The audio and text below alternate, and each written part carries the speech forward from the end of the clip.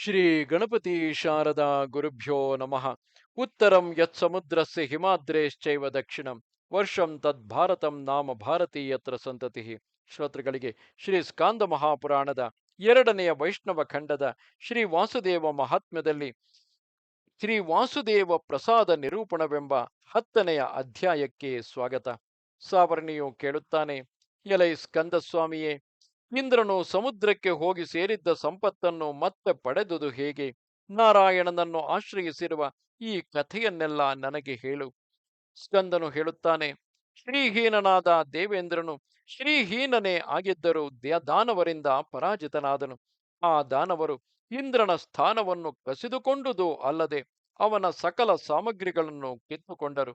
ಇಂದ್ರನು ಆ ಬಳಿಕ ವರುಣನೇ ಮೊದಲಾದ ದಿಕ್ಪತಿಗಳಿಂದೊಡಗೂಡಿ ಬೆಟ್ಟ, ಗವಿ, ಬಳ್ಳಿ ಮನೆಗಳಲ್ಲಿ ವಾಸ ಮಾಡುತ್ತಾ ಕಾಡುಗಳಲ್ಲಿ ಅಲ್ಲಿಂದಲ್ಲಿಗೆ ಅಲೆಯುತ್ತಿದ್ದರು. ವಲ್ಕಲ ಮತ್ತು ಚರ್ಮಗಳೇ ಅವರ ಉಡುಗೆ, ಪಶು ಪಕ್ಷಿಗಳ ಮಾಂಸವೇ ಅವರಿಗೆ ಆಹಾರ. ಹೀಗೆ ದೇವತೆಗಳು, ದೈತ್ಯರು, ನರರು, ನಾಗರು ಎಲ್ಲರೂ ಒಂದೇ ಬಗೆಯ ಆಚಾರ ಮತ್ತು ಉಡುಪುಗಳುಳ್ಳವರಾದರು.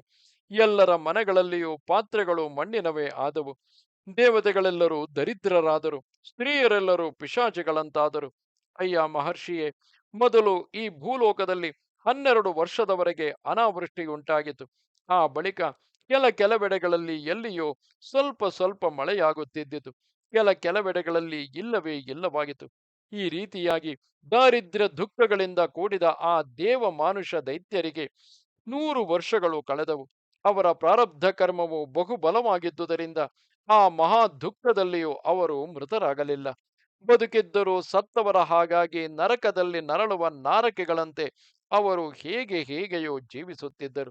ಯಜ್ಞವೇ ಮೊದಲಾದವುಗಳಿಂದ ಸಂಪತ್ತನ್ನು ಪಡೆಯಲು ಪ್ರಯತ್ನ ಮಾಡುತ್ತಿದ್ದರಾದರೂ ಅವರಿಗೆ ಅದು ದೊರಕಲಿಲ್ಲ.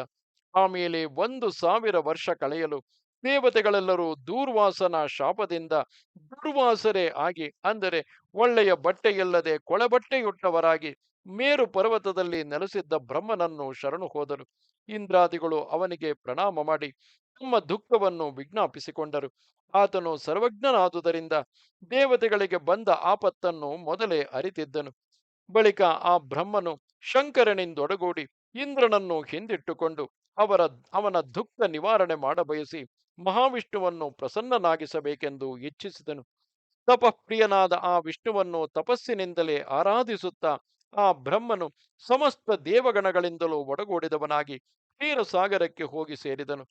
ರಮ್ಯವಾದ ಆ ಕ್ಷೀರ ಸಮುದ್ರದ ಉತ್ತರ ತೀರದಲ್ಲಿ ಆ ದೇವತೆಗಳೆಲ್ಲರೂ ಅನಶನ ವ್ರತಧಾರಿಗಳಾಗಿ ಒಂಟಿಗಾಲಿನಲ್ಲಿ ನಿಂತು ತೋಳುಗಳನ್ನು ಮೇಲೆತ್ತಿ ಹಿಡಿದು ತಪಸ್ಸನ್ನು ಮಾಡುತ್ತಿದ್ದರು.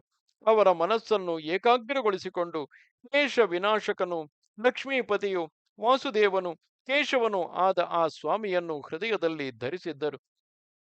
100 ವರ್ಷಗಳಾದ ತರುವಾಯ ಶ್ರೀಕೃಷ್ಣನಾದ ಆ ವಿಷ್ಣು ಭಗವಂತನು ಅಪಾರವಾದ ಆಪತ್ತಿನಲ್ಲಿ ಸಿಲುಕಿ ದೀನರಾಗಿದ್ದ ಆ ದೇವತೆಗಳಲ್ಲಿ ಕೃಪೆ ಮಾಡಿದನು.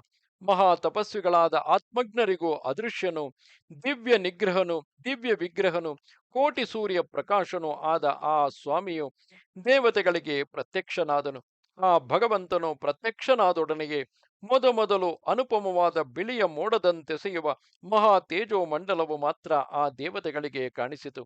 ಬ್ರಹ್ಮನು, ಶಿವನು ಆ ತೇಜೋಮಂಡಲದ ಮಧ್ಯದಲ್ಲಿ ಮೇಘಶ್ಯಾಮಳನು, ಚತುರ್ಭುಜಗಳುಳ್ಳವನು, ಗದೆ, ಪದ್ಮ, ಶಂಖ, ಚಕ್ರಗಳನ್ನು ಧರಿಸಿದವನೂ ಆದ ಶ್ರೀ ರಮಾಪತಿಯನ್ನು ಕಂಡರು. ಆ ಸ್ವಾಮಿಯು ಕಿರೀಟ, ಒಡ್ಯಾಣ, ಕಟಕ, ಕುಂಡಲ ಮೊದಲಾದ ಭೂಷಣಗಳಿಂದ ಅಲಂಕೃತನಾಗಿ ಪೀತಾಂಬರವನ್ನುಟ್ಟು ದಿವ್ಯ ಸುಂದರ ಶರೀರವುಳ್ಳವನಾಗಿದ್ದನು. ಬ್ರಹ್ಮ, ಶಿವರಿಬ್ಬರು ಹರ್ಷದಿಂದ ವಿಹ್ವಲಗೊಂಡ ಹೃದಯವುಳ್ಳವರಾಗಿ ಆ ದೇವದೇವನಿಗೆ ಅಡ್ಡಬಿದ್ದು ಪ್ರಣಾಮ ಮಾಡಿದರು. ಅವರ ಇಷ್ಟ ಪ್ರಕಾರವಾಗಿ ದೇವತೆಗಳು ಕೂಡ ಆ ಭಗವಂತನನ್ನು ಕಂಡು ಸಂತೋಷದಿಂದ ನಮಸ್ಕಾರ ಮಾಡಿದರು. ನಿಧಿಯನ್ನು ಪಡೆದ ದರಿದ್ರರಂತೆ ಅವರು ಆ ಪರಮಾತ್ಮನನ್ನು ಕಂಡು ಪರಮಾನಂದ ಭರಿತರಾದರು. ಅವರೆಲ್ಲರೂ ಕೈಮುಗಿದುಕೊಂಡೇ ಭಕ್ತಿ ಭರಿತರಾಗಿ ಅವರನ್ನು ಸ್ತುತಿಸತೊಡಗಿದರು. ದೇವತೆಗಳು ಸ್ತುತಿಸುತ್ತಾರೆ: ಪ್ರಣವ ಸ್ವರೂಪನಾದ ಎಲೈ ಭಗವಂತನೇ, ನಿನಗೆ ನಮಸ್ಕಾರವು. ವಾಸುದೇವ, ಇದು ನಿನ್ನನ್ನು ಧ್ಯಾನಿಸುವೆವು. ಪ್ರದ್ಯುಮ್ನನು, ಅನಿರುದ್ಧನು, ಸಂಕರ್ಷಣನು ಆದ ನಿನಗೆ ನಮಸ್ಕಾರವು. ಓಂಕಾರ ಬ್ರಹ್ಮಸ್ವರೂಪನಾದ ನಿನಗೆ ನಮಸ್ಕಾರವು. ಸತ್ವ ರಜಸ್ಸು ತಮಸ್ಸುಗಳಿಗೆ ಅನುಗುಣವಾಗಿ ಬ್ರಹ್ಮ ವಿಷ್ಣು ಮಹೇಶ್ವರ ರೂಪಗಳಿಂದ ವಿಭಾಗಿಸಿಕೊಂಡ ಮೂರ್ತಿಯುಳ್ಳ ನಿನಗೆ ನಮಸ್ಕಾರವು. ಬ್ರಹ್ಮಾಂಡಗಳ ಸೃಷ್ಟಿ ಸ್ಥಿತಿ ಲಯಗಳಿಗೆ ಕಾರಣನಾದ ಓ ಪರಮಾತ್ಮ, ಗುಣರಹಿತನಾಗಿರುವ ನಿನಗೆ ನಮಸ್ಕಾರವು. ಕಣ್ಣಿಗೆ ಆನಂದವನ್ನೆರೆಯುವ ರೂಪವುಳ್ಳವನು, ನಮಸ್ಕರಿಸಿದವರ ಕ್ಲೇಶಗಳನ್ನು ನಾಶ ಮಾಡುವವನು ಆದ ಓ ಸ್ವಾಮಿಯೇ, ನಿನಗೆ ನಮಸ್ಕಾರವು. ಕೇಶವ, ಸ್ವತಂತ್ರನು ಈಶ್ವರ ಮೂರ್ತಿಯೂ ಆದ ನಿನಗೆ ನಮಸ್ಕಾರವು. ಸಮಸ್ತ ಭಕ್ತರಿಗೂ ಮುದವನ್ನು ಉಂಟು ಮಾಡುವವನು, ಕಾಲ ಮಾಯೆ ಮೊದಲಾದವುಗಳಿಂದ ಎಲ್ಲರನ್ನೂ ಮೋಹಗೊಳಿಸುವವನು, ಸದಾನಂದನು ಶ್ರೀಕೃಷ್ಣನು ಸದ್ಧರ್ಮವನ್ನು ಆಚರಿಸುವವನು ಆದ ನಿನಗೆ ನಮಸ್ಕಾರವು. ಸಂಸಾರ ಸಮುದ್ರದಲ್ಲಿ ಮುಳುಗಿದವರನ್ನು ಉದ್ಧರಿಸಬಲ್ಲವನೆಂಬ ಕೀರ್ತಿಯನ್ನು ಹೊಂದಿರುವವನು, ನೋಡಬೇಕಾದ ಸುಂದರ ರೂಪವುಳ್ಳ ಮೇಘ ಶ್ಯಾಮಳನು ಆದ ನಿನಗೆ ನಮಸ್ಕಾರವು. ನೀಳಾದ ತೋಳುಗಳಲ್ಲಿ ಗದೆ ಪದ್ಮ ಶಂಖ ಚಕ್ರಗಳನ್ನು ಧರಿಸಿ ಸುರರು ಗೋವುಗಳು ಮತ್ತು ಬ್ರಾಹ್ಮಣರನ್ನು ಯಾವಾಗಲೂ ಕಾಪಾಡುವವನಾದ ನಿನಗೆ ನಮೋ ನಮೋ. ಸರ್ವಶ್ರೇಷ್ಠನು, ಶರಣಾಗತರಿಗೆ ನಂಬಿ ಬಂದವರಿಗೆ ಬಯಸಿದ ವರಗಳನ್ನು ಕೊಡುವವನು, ನಿಗಮಗಳಿಂದಲೂ ಆಗಮಗಳಿಂದಲೂ ಮಾತ್ರವೇ ತಿಳಿಯಬಹುದಾದ ಸ್ವರೂಪವುಳ್ಳವನು ಆದ ನಿನಗೆ ನಮಸ್ಕಾರವು. ವೇದದಲ್ಲಿ ಅಡಗಿ ಅದರ ತಿರುಳಿನಂತಿರುವ ನಿನಗೆ ನಮೋ ನಮೋ. ತೇಜೋಮಂಡಲದ ಮಧ್ಯದಲ್ಲಿ ನೆಲೆಸಿ ದಿವ್ಯ ಸುಂದರ ಮೂರ್ತಿಯಾಗಿ ಶ್ರೇಷ್ಠವೆನಿಸಿದ ಎಲ್ಲಕ್ಕಿಂತಲೂ ಅತ್ಯಂತ ಶ್ರೇಷ್ಠನಾಗಿರುವ ಎಲೈ ವಿಷ್ಣುವೆ, ನಿನಗೆ ನಮಸ್ಕಾರವು. ಮಾತಿಗೂ ಮನಸ್ಸಿಗೂ ಮೀರಿರುವಷ್ಟು ಮಹಾಮಹಿಮೆಯುಳ್ಳವನು, ಅಕ್ಷರ ರೂಪಿಯೂ ಆದ ನಿನಗೆ ನಮಸ್ಕಾರವು. ಸರ್ವಾಂತರ್ಯಾಮಿಯು, ಮಹಾತ್ಮನು, ಮಹಾಮಹಿಮನು ಆದ ನಿನಗೆ ನಮೋ ನಮೋ. ಆಶ್ರಿತರಿಗೆ ಸುಖವನ್ನು ಕೊಡತಕ್ಕವನು ನೀನೊಬ್ಬನೇ ಆಗಿರುವೆಯಾದುದರಿಂದ ಮಹಾ ವಿಪತ್ತಿನಲ್ಲಿ ಸಿಕ್ಕಿ ಸಂಕಟ ಪಡುತ್ತಿರುವ ನಾವು ನಿನ್ನನ್ನು ಶರಣು ಹೊಂದಿದ್ದೇವೆ. ಎಲೈ ದೇವಾಧಿದೇವನೇ, ನಿನ್ನ ಭಕ್ತನಾದ ದೂರ್ವಾಸನ ಅನುಗ್ರಹವನ್ನು ಅತಿಕ್ರಮಿಸಿದ ದೋಷದಿಂದ ಶ್ರೀವಿಹೀನರಾಗಿ ಈ ದುರ್ದಶೆಯನ್ನು ಪಡೆದಿದ್ದೇವೆ. ಬಟ್ಟೆ, ಅನ್ನ, ಪಾನ, ಸ್ಥಾನ ಮೊದಲಾದವೇನೂ ಇಲ್ಲದ ನಮ್ಮನ್ನು ಧರ್ಮವು ಕೂಡ ತೊರೆದು ಶ್ರೀಯೊಡನೆಯೇ ನಡೆದು ಬಿಟ್ಟಿತು. ಅಂಥ ನಮ್ಮನ್ನು ಕಾಪಾಡಲು ನೀನೇ ಸಮರ್ಥನು.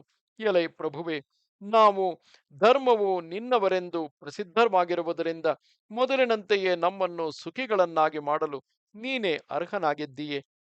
ಸ್ಕಂದನು ಹೇಳುತ್ತಾನೆ, ಈ ರೀತಿಯಾಗಿ ದೇವತೆಗಳಿಂದ ಪ್ರಾರ್ಥಿಸಲ್ಪಟ್ಟವನು, ದಯಾನಿಧಿಯೂ ಆದ ಆ ಭಗವಂತನು ಮೇಘ ಧ್ವನಿಯಂತೆ ಗಂಭೀರವಾದ ನುಡಿಗಳಿಂದ ಆ ದೇವತೆಗಳನ್ನು ಆನಂದಗೊಳಿಸುತ್ತಾ ಹೀಗೆಂದನು. ಶ್ರೀ ಭಗವಂತನು ಹೇಳುತ್ತಾನೆ, ಎಲೈ ದೇವತೆಗಳಿರ, ಸತ್ಪುರುಷರನ್ನು ಅತಿಕ್ರಮಿಸಿದ್ದರಿಂದ ಉಂಟಾದ ನಿಮ್ಮ ಕಷ್ಟವೆಲ್ಲವೂ ನನಗೆ ತಿಳಿದಿದೆ. ಆ ಕಷ್ಟದ ನಿವಾರಣೆಗಾಗಿ ಉಪಾಯವನ್ನು ಹೇಳುತ್ತೇನೆ, ಅದನ್ನು ಈಗಲೇ ಮಾಡಿರಿ. ಔಷಧಿಗಳನ್ನೆಲ್ಲ, ಅಂದರೆ ಗಿಡಮೂಲಿಕೆಗಳೆಲ್ಲವನ್ನು ಸಮುದ್ರದಲ್ಲಿ ಹಾಕಿ ನಾಗರಾಜನಾದ ಆದಿಶೇಷನನ್ನು ಕಡೆಯುವ ಹಗ್ಗವನ್ನಾಗಿ ಮಾಡಿಕೊಂಡು ಮಂದರ ಪರ್ವತದಿಂದ ಅಸುರರೊಡಗೂಡಿ ಅದನ್ನು ಕಡೆಯಿರಿ. ಧನುಜರೊಡನೆ ಸೇರಿ ಸಮುದ್ರ ಮಥನವನ್ನು ಮೊದಲು ಮಾಡಿರಿ. ನಾನು ನಿಮಗೆ ಸಹಾಯ ಮಾಡುತ್ತೇನೆ. ಈ ವಿಷಯದಲ್ಲಿ ಖೇದ ಪಡಬೇಡಿರಿ.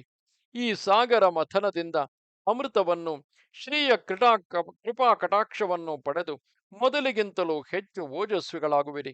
ನನ್ನಲ್ಲಿ ವಿಮುಖರಾಗಿರುವ ಆ ದೈತ್ಯರಾದರೂ ಕ್ಲೇಶ ಭಾಗಿಗಳಾಗುತ್ತಾರೆ. ಸ್ಕಂದನು ಹೇಳುತ್ತಾನೆ, ಭಕ್ತರ ಸಂಕಟಗಳನ್ನು ನಾಶ ಮಾಡುವವನಾದ ವಿಷ್ಣುವು ಹೀಗೆ ನುಡಿದು ಅಂತರ್ಧಾನ ಹೊಂದಿದನು. ದೇವತೆಗಳಾದರೂ ಆ ಭಗವಂತನಿಗೆ ನಮಸ್ಕಾರ ಮಾಡಿ ಅವನು ಹೇಳಿದಂತೆಯೇ ಅಮೃತ್ ಸಮುದ್ರ ಮಥನವನ್ನು ಮಾಡಲು ಆರಂಭಿಸಿದರು. ಇಲ್ಲಿಗೆ 81,000 ಶ್ಲೋಕಗಳ ಸಂಹಿತೆಯೆಂದು ಪ್ರಸಿದ್ಧವಾದ ಶ್ರೀ ಸ್ಕಾಂದ ಮಹಾಪುರಾಣದ 2ನೆಯ ವೈಷ್ಣವ ಖಂಡದ ಅಯೋಧ್ಯ ಮಹಾತ್ಮದಲ್ಲಿ ಈ ಶ್ರೀ ವಾಸುದೇವ ಪ್ರಸಾದ ನಿರೂಪಣವೆಂಬ 10ನೆಯ ಅಧ್ಯಾಯವು ಮುಗಿದುದು. ನಮಸ್ತೆ ಶಾರದೆ ದೇವಿ ಕಾಶ್ಮೀರ ಪುರವಾಸಿನಿ, ತ್ವಾಮಹಂ ಪ್ರಾರ್ಥೆಯೇ ನಿತ್ಯಂ ವಿದ್ಯಾದಾನಂಚ ದೇಹಿಮೆ. ನಮಸ್ಕಾರ.